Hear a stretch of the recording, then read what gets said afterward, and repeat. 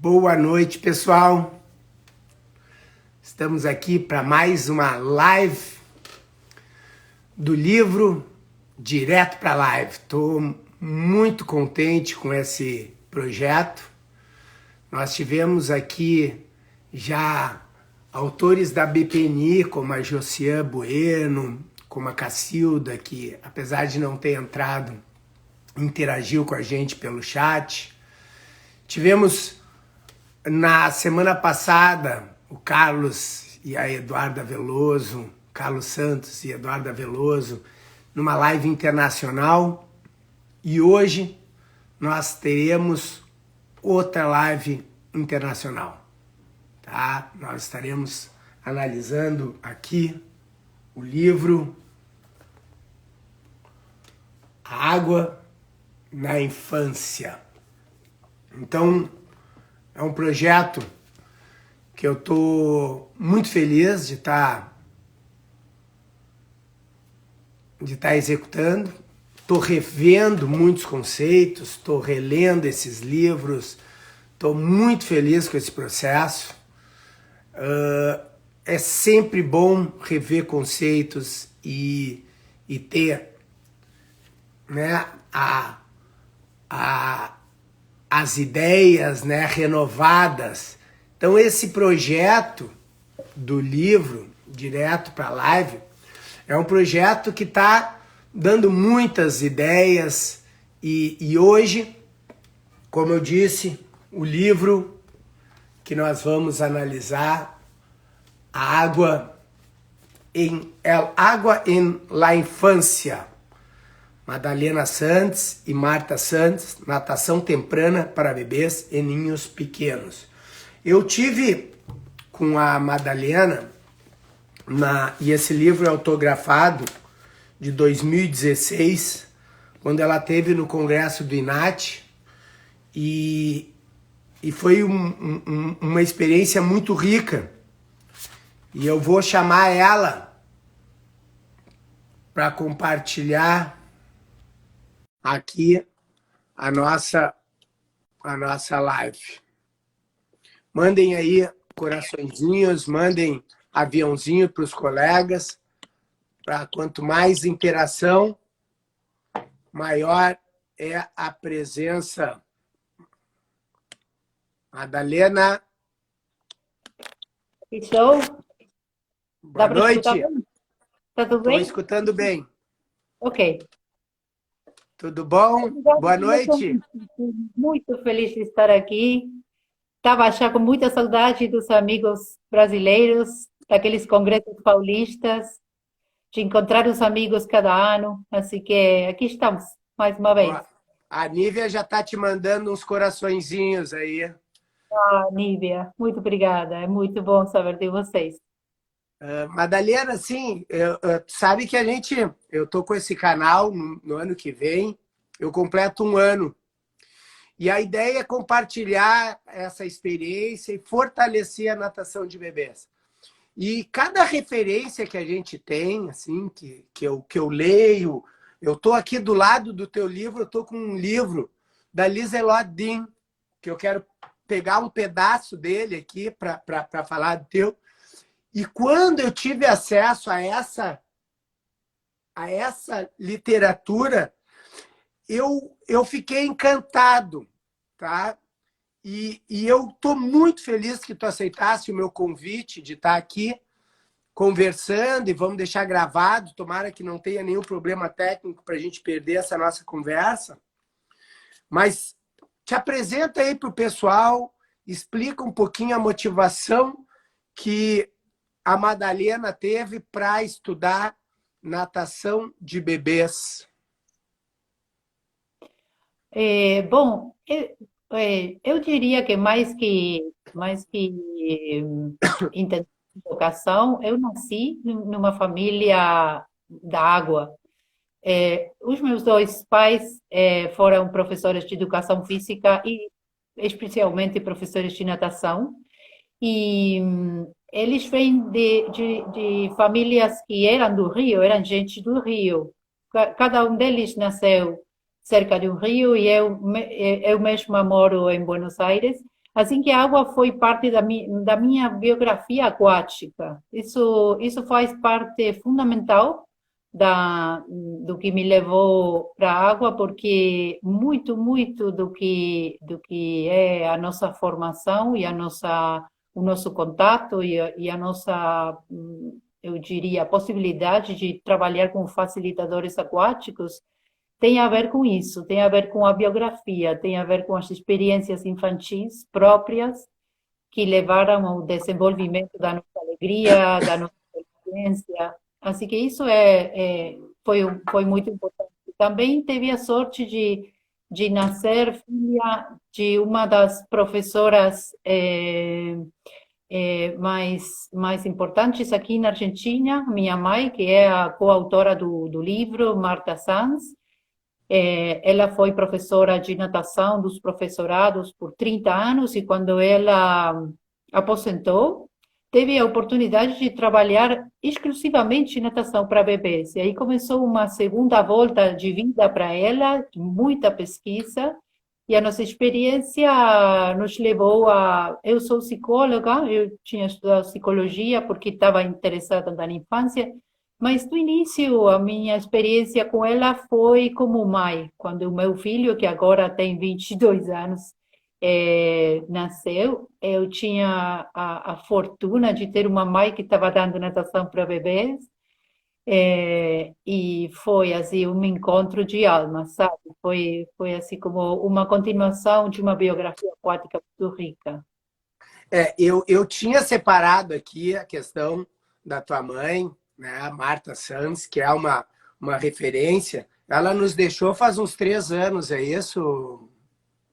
Meus Sim, sentimentos. sim, Mas eu também tive com meu filho, sabe que o meu livro é quase um book do meu primeiro filho, porque eu já dava curso, eu tinha todo o curso de natação de bebês, né, em PowerPoint. E quando ele nasceu, eu comecei a documentar exatamente as técnicas. Então, o livro é quase uma, um book dele. E tu ter uma mãe como referência, assim, eu acho que quando eu li o teu livro a primeira vez, tá? E essa semana eu reli ele, não consegui reler todo, mas quase todo, parei aqui no finalzinho. A palavra oportunizar, a palavra espontaneidade e a palavra família são muito fortes aqui. Eu diria que são os tripés dessa obra aqui, oportunizar a criança, a espontaneidade dela, né, de permitir, dar segurança, permitir um entorno para que ela explore, e a importância da família. E na tua apresentação, tu me traz isso. Tu me traz a família, tu me trazes a espontaneidade de ter aprendido porque estava do lado do rio e ter uma mãe. Então, eu acho isso muito coerente, assim, essa tua apresentação com esse livro.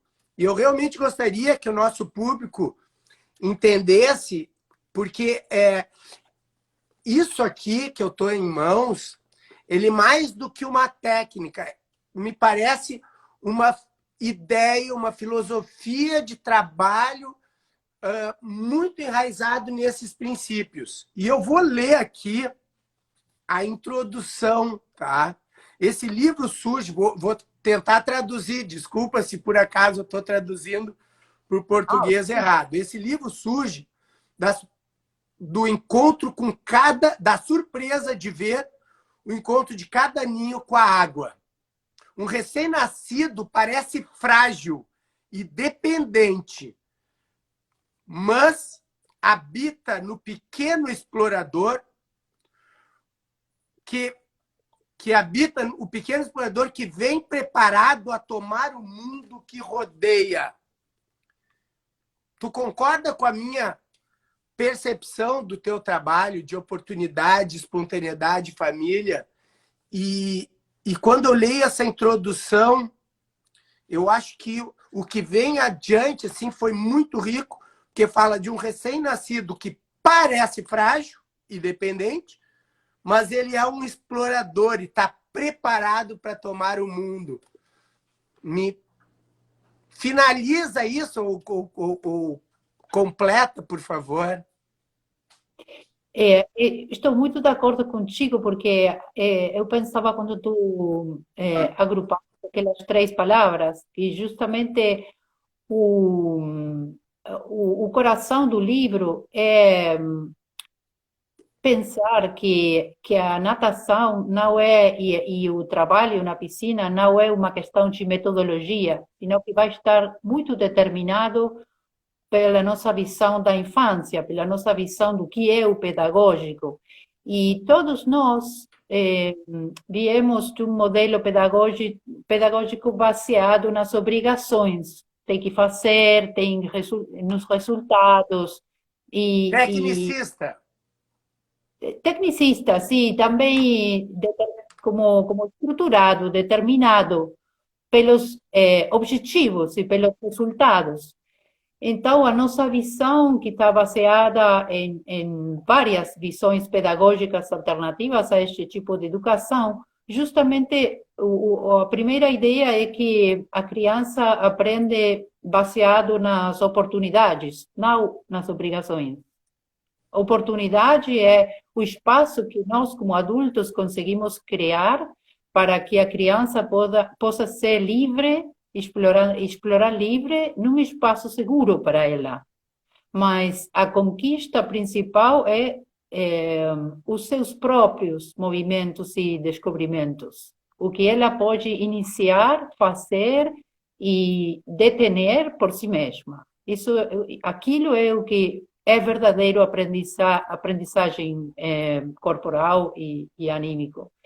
E a outra palavra família, bom, é um entorno de vida. E uma das coisas que para mim foi o mais importante do trabalho da minha mãe é que ela, nos inícios da natação para bebês, aqui na Argentina, nos anos 60, 70, estava baseado na relação com a mãe, mas num entorno que era repetitivo também. O professor dizia o que tem que fazer e todos os pais e as mães faziam a mesma coisa. E então ela começou a olhar e a enfocar no processo de aprendizagem dos pais, do adulto. Para ela era muito, o seu olhar estava no pai, uma mãe, que era que vinha na água com o seu bebê, porque somos nós, os adultos, os que, sendo mais livres, vamos poder criar espaços mais livres para as crianças. Então, ela tinha o olhar nas pegadas, nas propostas para os pais, sobretudo a informação sobre o desenvolvimento do bebê. Quanto mais o pai consegue entender como aprende o seu filho, vai se convertir num guia muito mais sábio, muito mais disposto a gerar espaço de liberdade para o bebê. Então, isso foi também muito importante, o olho dela sobre o familiar, as famílias. E a terceira palavra que você resgatou? Espontaneidade. Claro, sim.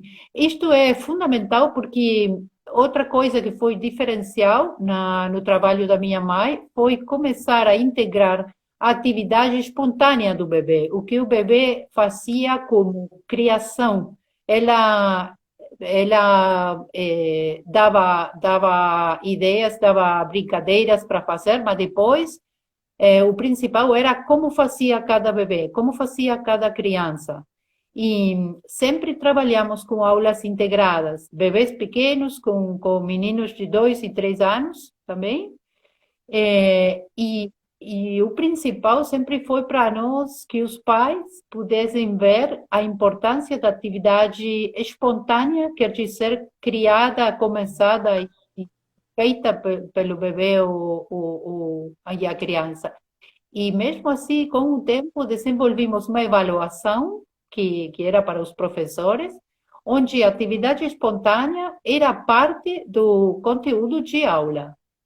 Ou seja, trabalhar com as criações dos bebês como parte da planificação.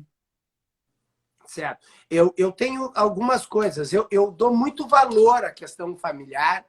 E quando eu montei o método Poli, e tu tem que ter algum direcionamento, eu criei os pilares. E eu falo da técnica, a estrutura, que tu tem que ter uma estrutura técnica, a água, a criança em desenvolvimento, a aula e o último, a família. Então, eu acho que a gente tem, é fundamental, porque muitos professores de natação ou iniciantes, os estudantes que querem trabalhar, eles se sentem intimidados com os pais de uma avaliação das suas ações.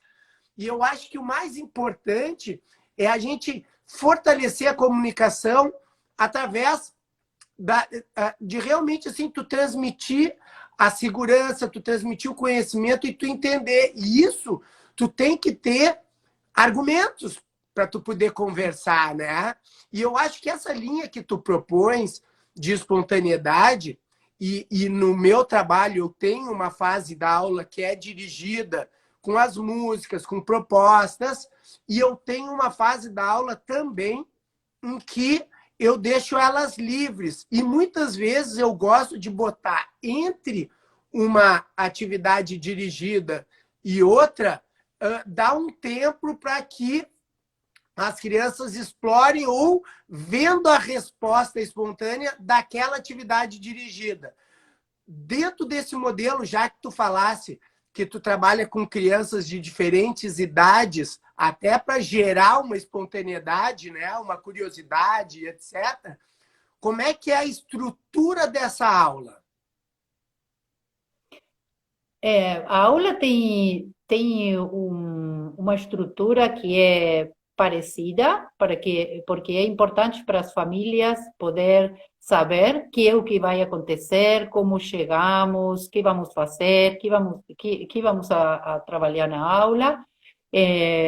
Depois, no desenvolvimento, podemos trabalhar um, dois ou três temas diferentes, às vezes são temas socioafetivos, quando, por exemplo, temos famílias novas, fazemos na roda, fazemos atividades socioafetivas de contato, de se encontrar com amigos na roda, temos algumas metodologias que chamamos a Roda do Tempo, que é muito bonito, porque aí todos os pais e mães com os seus bebês têm que se ordenar de acordo com as idades. Então, estão ao meu lado o mais novo, o mais novinho, e do outro lado da roda está a criança, que é a maior do grupo. E então aí podemos ver como é o passo do tempo, não? E quantas coisas acontecem. E a ideia de que a aula seja integrada, que trabalhem todos juntos, bebês pequenos e meninos de até 3 anos, crianças de até 3 anos, é porque para nós também a imitação, a convivência com crianças de diversas idades faz parte principal do aprendizado. O grupo e a convivência são o coração de tudo o que acontece. Também para os pais e para as mães é importante poder conversar e poder estar com pais e mães que já tiveram a experiência de ter um bebê pequeno.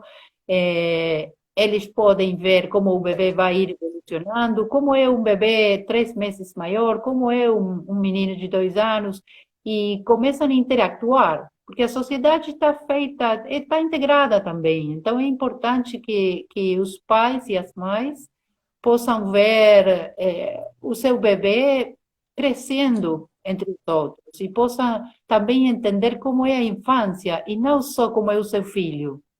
Também isso é muito rico das aulas integradas. Eu acho que a diversidade, né? A diversidade, claro, claro, todos nós aprendemos muito da convivência, não é? Claro, claro. Porque um responde de um jeito e é a curiosidade para o outro. E o outro quer mais calminho vê um mais agitado. E isso cria uma interação complexa, é bem interessante. Madalena, na página 16, Hum, tu fala em novos aportes, novas perguntas, hum, né?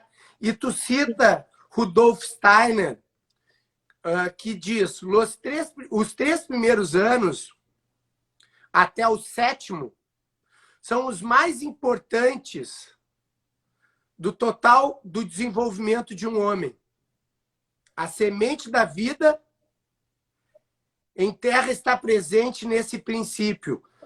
Então, tu cita várias vezes o Rudolf Steiner, né? E a Amy Pickler. hum. Quanto deles tem nesse livro, no teu trabalho? Me parece que a tua proposta do livro é uma proposta aquática dos princípios que ele criou, que ele apresenta. É isso? Hum. Sim, além do trabalho da minha mãe, que vinha enfocado na natação para bebês, desde o olhar da educação física, nós tivemos a experiência de conhecer a pedagogia Waldorf, que é uma proposta educativa que não é da água. A pedagogia Waldorf é uma pedagogia que já tem 100 anos de existência e Rudolf Steiner é o criador. A antroposofia é uma visão do homem. É por isso que este livro não fala tanto de... O que fazemos não é uma metodologia, senão que nós temos esta visão da infância que dá forma ao contato com as famílias e com a água. Rudolf Steiner tem uma concepção do homem como um ser espiritual, además físico. E o que nós procuramos é cuidar desta infância profunda, porque o que ele diz nessa frase que acabas de ler é que o homem que aquele bebê vai ser, o homem que aquele menino vai ser, já está presente nele. Então, nós temos uma relação com cada bebê e com cada criança, com muito respeito do homem ou da mulher que habita neles. Quando eles vêm, um bebê, nós não falamos de chicos, como se fala em espanhol, senão de niño. Niño é uma etapa evolutiva. Mas as crianças não são pequenas, são um estado de homem ou de mulher. Essa é a nossa visão. E Amy Pickler também é uma pediatra húngara que tem uma pesquisa, um trabalho de pesquisa imenso. Eu acho que é a observação de bebês, a maior observação de bebês que eu tenho conhecido. Ela observou 722 bebês durante 13 anos. Ela era diretora de um orfanato. E ela baseou a sua investigação na liberdade de movimento. Nenhuma pessoa intervia nos movimentos, especialmente do primeiro ano de vida, e ela comprovou que os bebês não precisam de nós para a conquista de caminhar, de estar de pé. E isso para nós, para minha mãe, para mim foi antes e depois na natação de bebês, porque a primeira vez que fomos para ver um grupo de criança com liberdade de movimento, vimos uma precisão e uma beleza de posturais que nos deixou muito surpreendidas. E então, nesse momento, por exemplo, vimos que toda a nossa metodologia das imersões tinha que mudar, porque tínhamos que encontrar a maneira já não fazer pegadas tão interventivas nos bebês, senão pensar como íamos a continuar com a natação para bebês, mas criando espaços de liberdade de movimento. Esses foram foi muito importante. Vocês no Brasil têm o trabalho de uma profissional maravilhosa que é Beatriz Padovan. Eu conheci ela nos congressos do INACH e ela justamente também baseava o seu trabalho sobre o trabalho de Rudolf Steiner. E justamente baseava o seu trabalho de fonoaudióloga com problemas de fala sobre a recuperação dos momentos de movimento dos primeiros anos de vida. Tem aqui a página 17, logo em seguida, nós estamos ainda na introdução, que é a menor ajuda para terminar o que é começado priva o ninho tanto da alegria da ação autônoma como do sentimento e da eficácia consigo mesmo e com o objeto. E quando eu li isso, né, que ajuda de terminar uma tarefa que a criança estava fazendo, tu tá podando a ação autônoma, né, dela. E aí que eu fui atrás de uma passagem do livro da Lisa Lodin, que o nome é Os Primeiros Anos São Decisivos. Como desenvolver a inteligência das crianças pelo treino dos movimentos. E ela diz assim, olha só, o adulto só deve intervir com ajuda quando se fornecer o impulso necessário para a consecução da tarefa. Para a criança, é mais proveitoso fazer 10 a 20 tentativas infrutíferas de subir no balanço do que interromper prematuramente a tentativa de solução do problema com ajuda. Então, esse conceito de aprender na tentativa e erro, pela vivência, seria isso? Claro. Lisa Lodin é uma das autoras que mencionamos no primeiro capítulo, onde fazemos um pouco uma história dos momentos mais importantes e dos pensadores mais importantes para a natação para bebês. E tudo o que tem a ver com o movimento livre e com a psicomotricidade foram fontes muito ricas para a natação com bebês.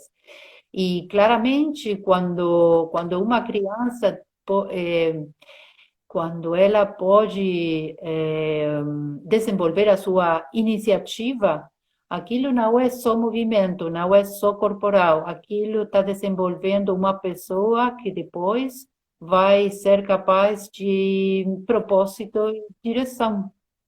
Sabe?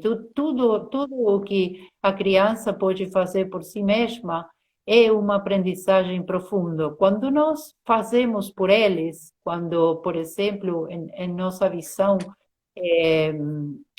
fazemos os bebês, fazemos imersões o tempo todo com eles, em qualquer idade, sem preparar eles, tudo aquilo são coisas que acontecem, mas não são momentos em que a criança esteja verdadeiramente aprendendo, porque aqueles movimentos, muitas vezes as pegadas, muitas vezes a falta de antecipação, faz com que aquilo é todo fora das possibilidades de compreensão da criança.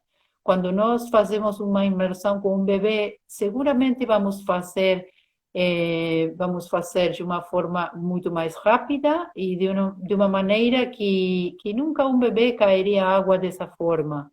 Se você vê um bebê quando está na piscina, todos os seus movimentos são lentos, a sua forma de caminhar, de explorar, são de outra velocidade. Então, aquilo é o que eu acho que faz... Sim. Mas essa lentidão ou esse movimento, quando a criança está se sentindo segura, porque senão a gente não tem essa harmonia do movimento, né?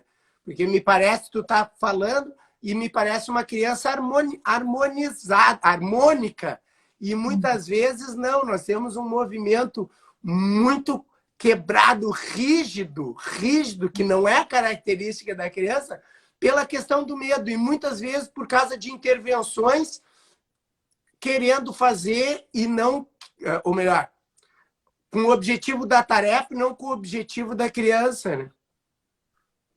Claro, muitas vezes estamos mais enfocados na planificação que na atividade espontânea, mas temos que desenvolver como profissionais, eu acho, cada dia mais a observação como uma observação respeituosa da criança, não? Entendendo que temos que aprender de tudo aquilo que eles trazem.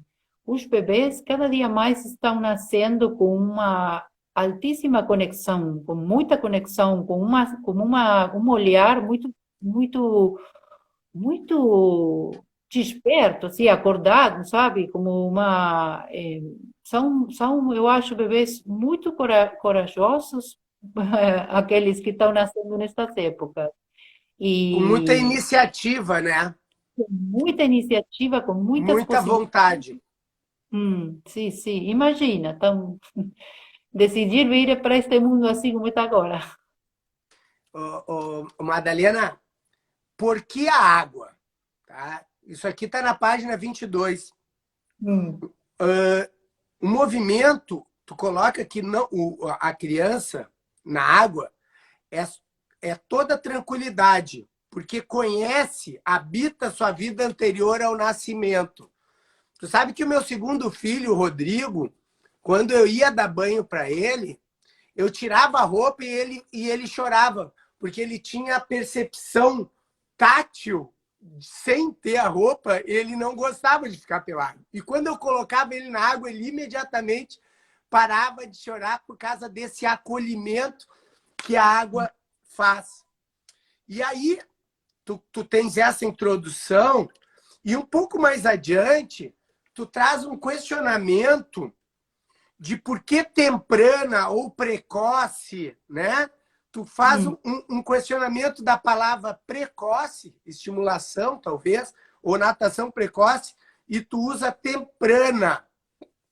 Tu sim. acha que realmente, com que idade que tu começa, e o uso do precoce te parece uma antecipação, é isso? Por isso que tu não usa a palavra precoce, parece ser negativa, tu fazendo muito cedo, ou melhor, antes do que deveria, a palavra, não estou dizendo o conceito.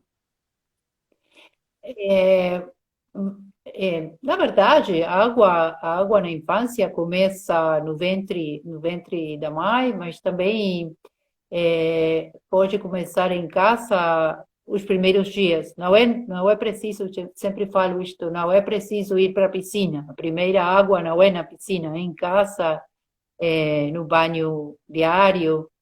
É, e, na verdade, a água é a envoltura mais conhecida e mais perfeita depois dos braços, do berço da mãe, não é?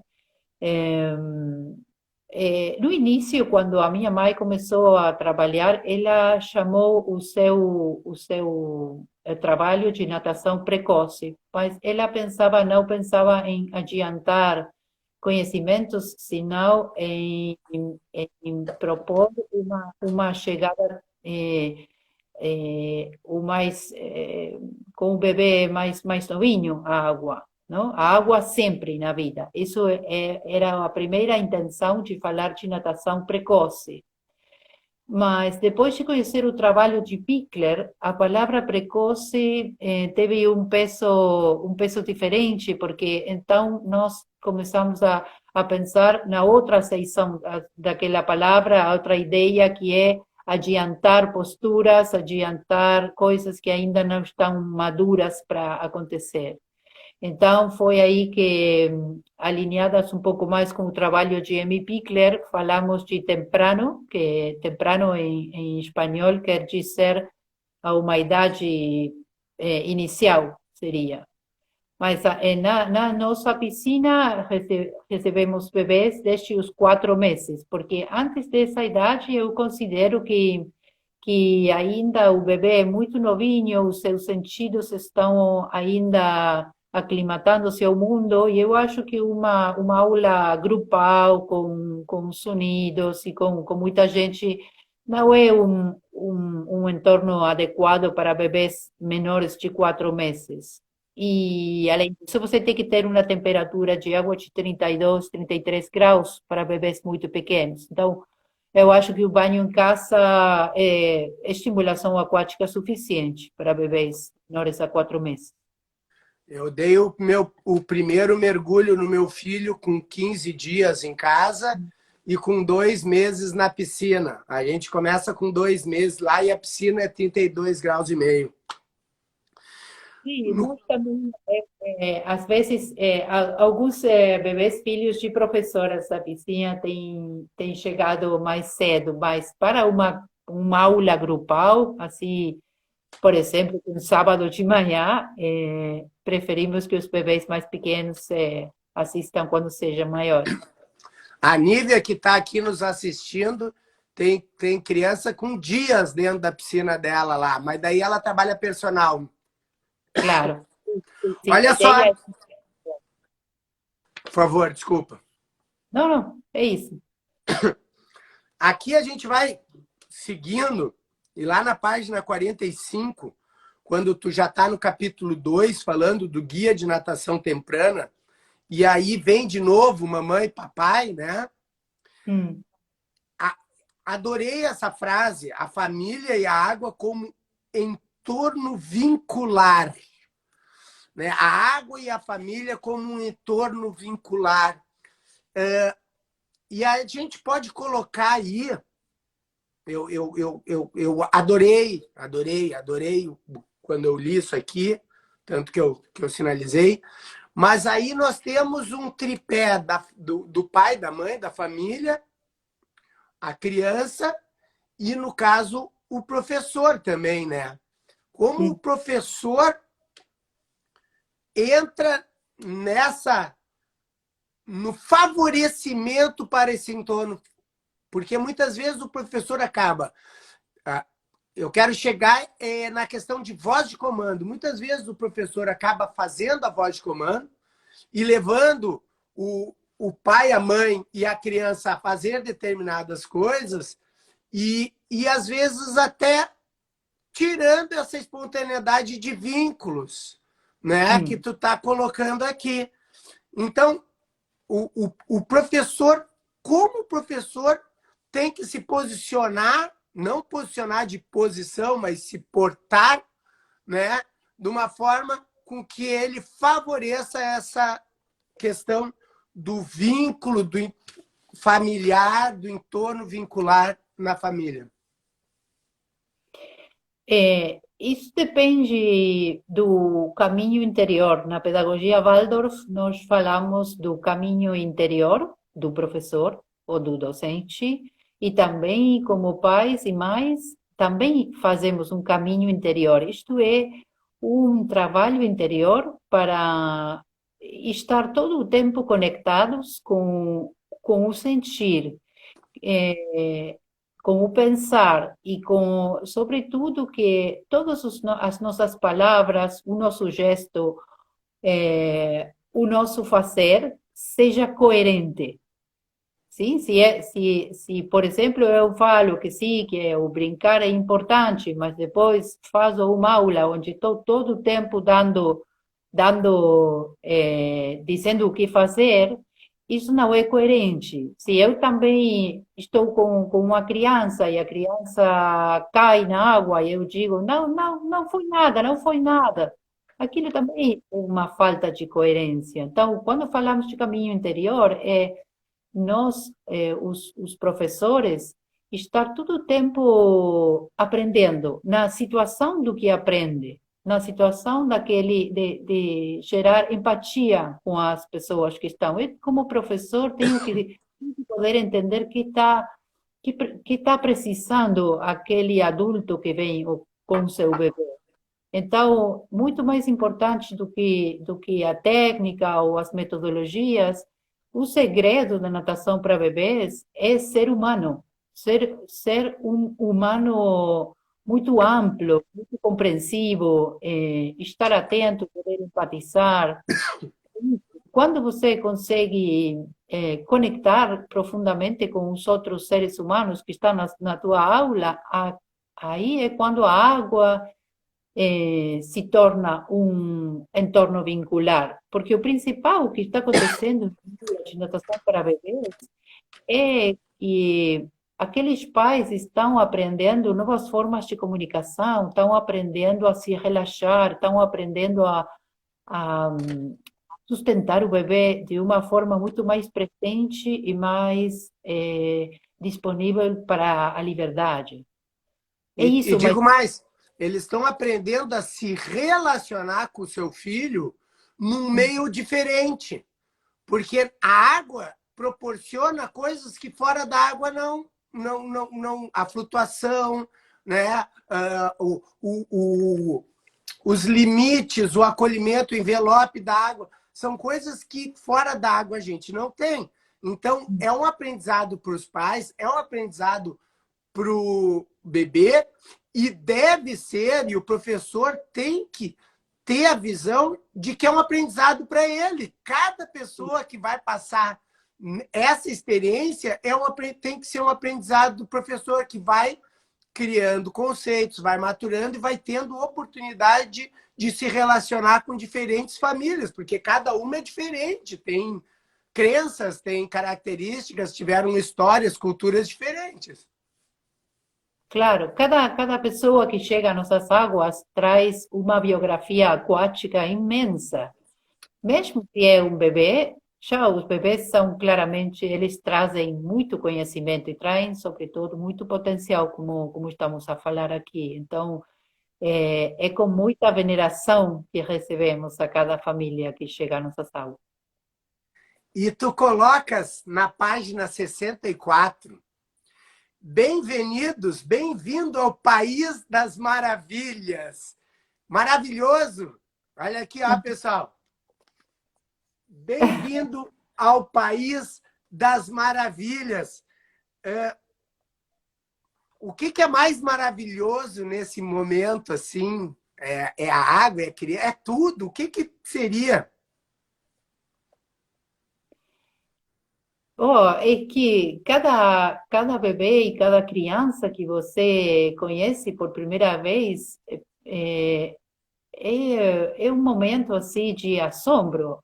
Uma coisa que acontece comigo e que sempre aconteceu com a minha mãe também era nunca nos acostumar, nunca é um bebê que chega ou outro bebê que chega, sempre era uma surpresa, era toda uma novidade e como eu te dizia, a palavra veneração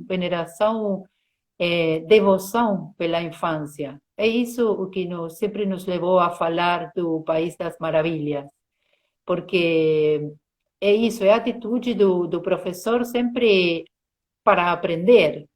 É um menino, é um bebê que eu sempre me pergunto por que é que ele escolheu nós, não? É como não dar por sentado que os meninos vão vir, senão por que cada um deles foi destinado a nós, a Tu, nossas tu, aulas.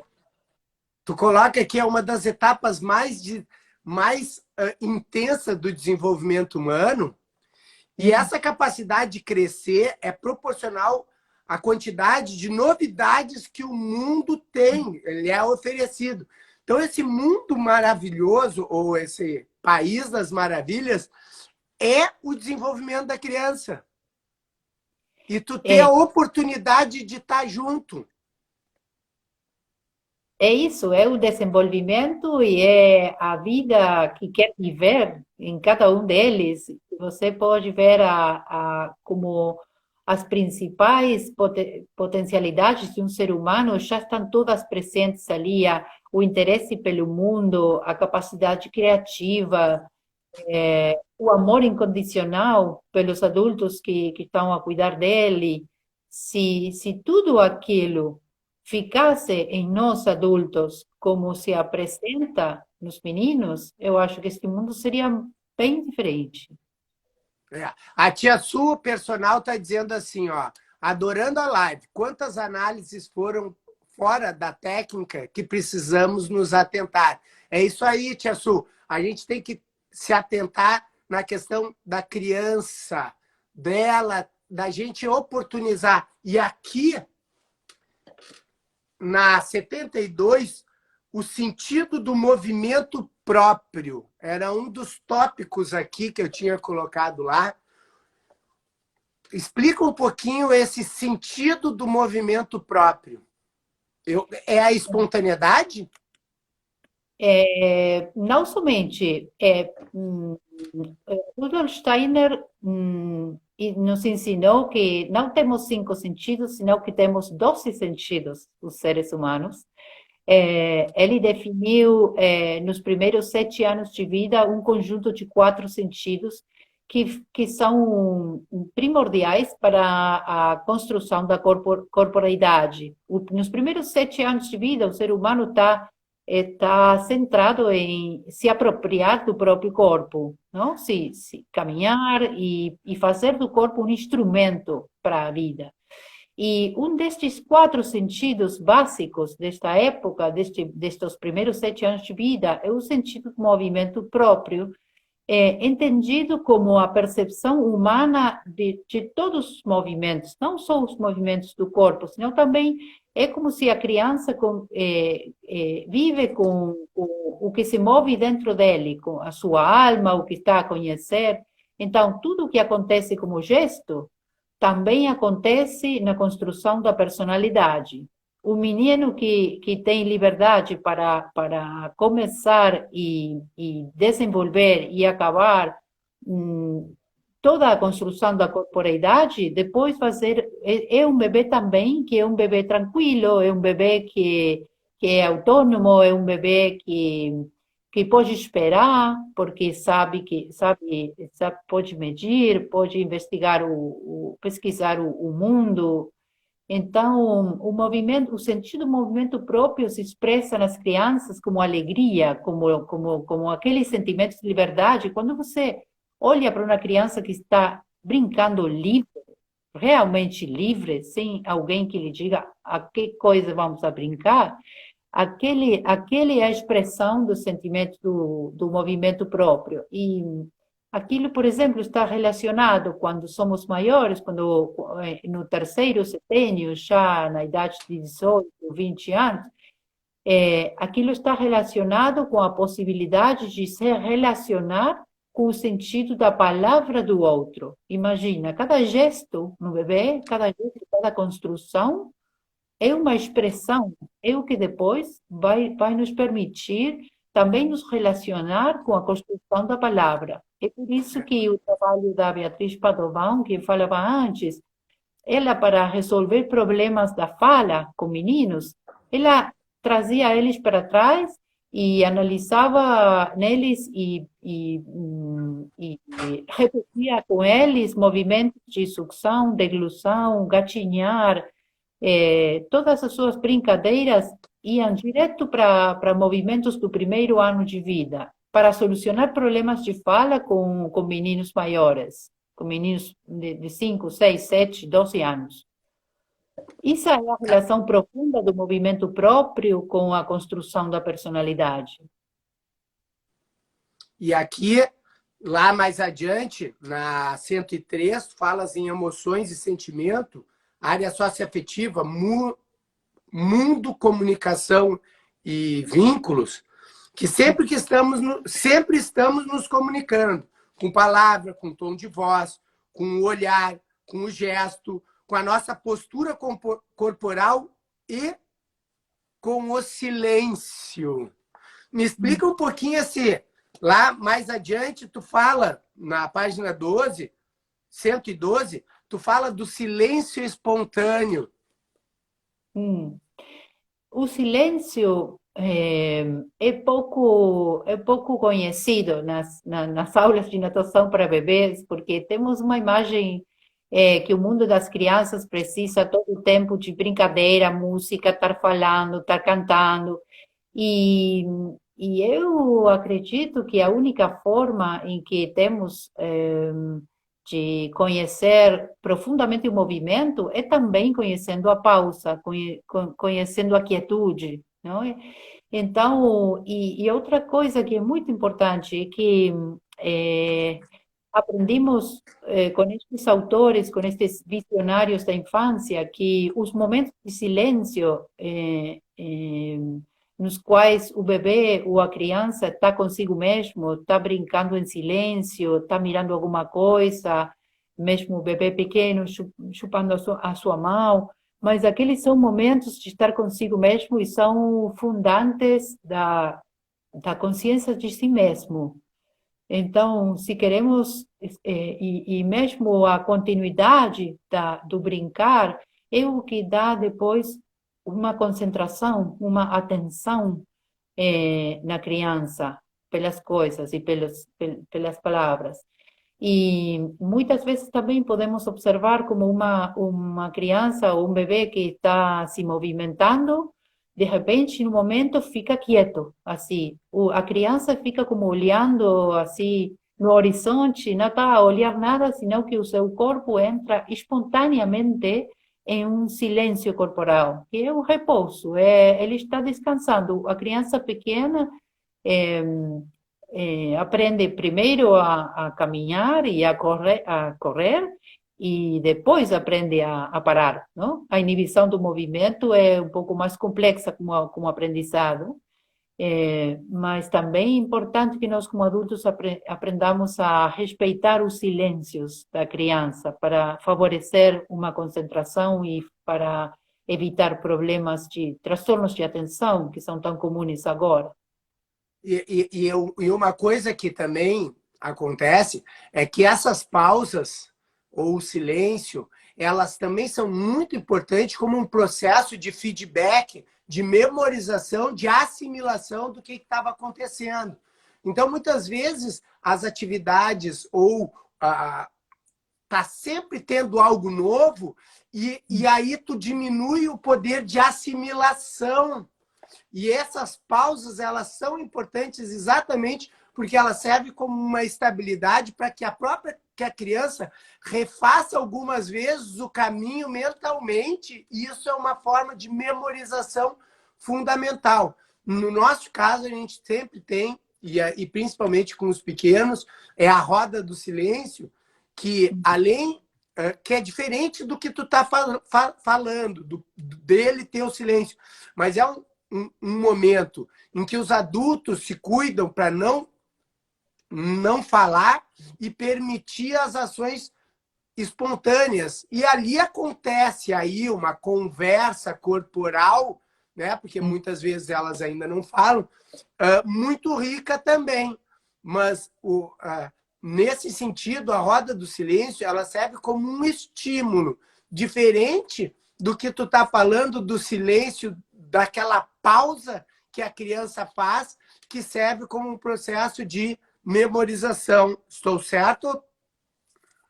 Sim, também temos momentos na aula de natação em que ficamos em silêncio, brincamos vamos escutar o silêncio, é a proposta.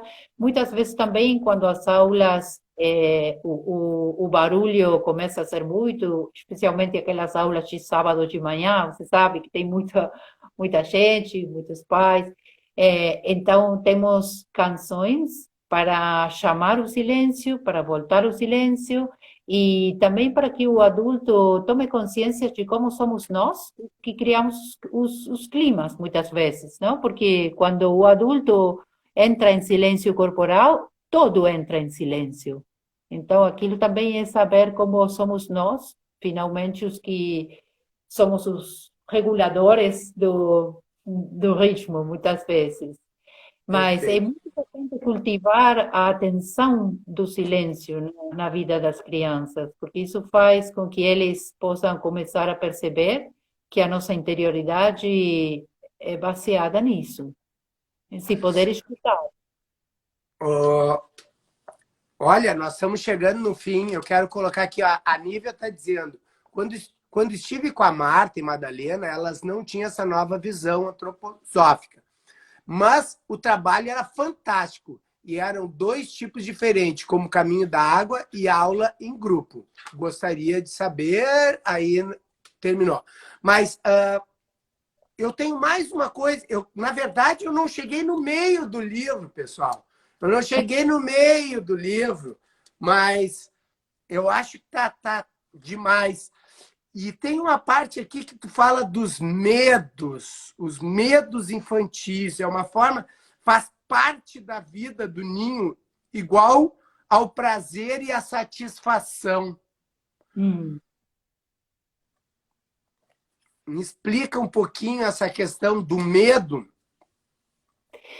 É, acho que um pouco a ideia é que o medo é uma emoção parecida com as outras.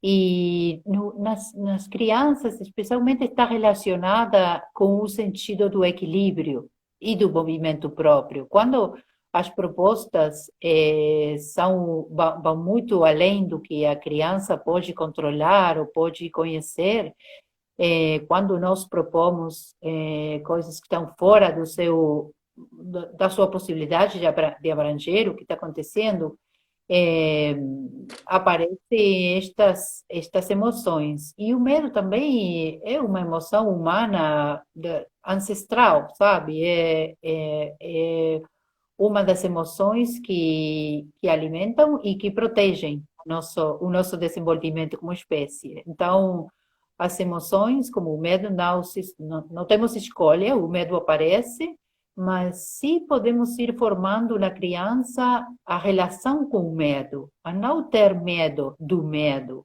e que não escolhemos quando o medo está lá, mas sim podemos escolher como vamos reagir. Eu acho que isso é uma das coisas mais importantes que podemos deixar às crianças. É poder lhes acompanhar na gestão das emoções, sem ter medo de nenhuma delas. Perfeito. Madalena, olha, muito, muito, muito obrigado. Agora é o seguinte, a palavra é tua aqui, divulgar o teu trabalho, tem alguma coisa que tu está fazendo aí no digital, como é que as pessoas podem te achar, te apresenta, deixa aí um caminho para as pessoas te seguirem aí, alguma coisa que está fazendo, porque isso aqui é um canal de compartilhamento, essa é a ideia. Bom, estou aqui no Instagram com o El Camino del Agua, que é o nome do nosso empreendimento. Estou também como Sans Magdalena. E agora mesmo estou desenvolvendo um curso para quienes quiserem, um curso online, através da RedNage, que é uma rede de profissionais aqui na Argentina, que temos desenvolvido, é parecido com o INACHI, aqui na Argentina, e estamos desenvolvendo um curso baseado neste livro, e este ano tem a novidade de que, como eu falo português, o curso vai ser ministrado em espanhol, mas as pessoas que falam português e que quiserem participar, que têm boa compreensão do espanhol, poderiam entregar os seus trabalhos em português. Eu posso fazer as avaliações em português. Assim que também é uma invitação para os amigos de lá, de Brasil, de Portugal, e também pessoas que têm boa compreensão do espanhol, mas falam inglês, também poderão participar, porque também posso corrigir nessa língua. E está baseado no livro, e o livro vai estar disponível digital para os residentes fora do país, porque aqui na Argentina a distribuição em papel é só na Argentina. E depois, sou muito fácil de encontrar, se tem perguntas, se tem comentários.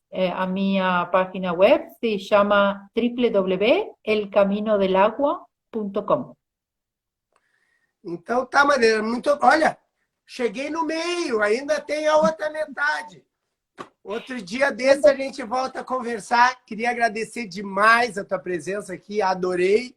Essa é a live do livro Direto para a Live. essa uma ideia que a gente já trouxe aqui, o Eduardo Santos e a Eduarda Veloso, a Josiane teve aqui, e espero trazer muitos outros autores aqui para a gente discutir. Muito obrigado.